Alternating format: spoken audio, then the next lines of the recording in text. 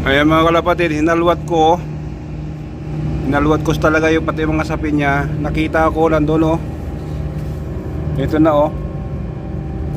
Ano nangyayari mga kalapatid? Oh. Ano yan? Kinakain nila yung itlog mga kalapatid.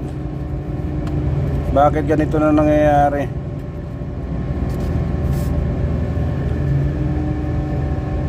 Ang ginawa nyo sa itlog nyo? Pag nag-itlog uli kayo, kakainin ko na lang.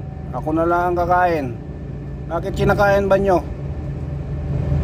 Gagawin natin ngayon mga kapatid, paliliguan natin sila para bumalik uli yung kanilang mawala yung init ng katawan nila at maglambingan uli sila at baka makahabol pa para mag-itlog uli sila mga kalapatid. Sayang, bakit ganon?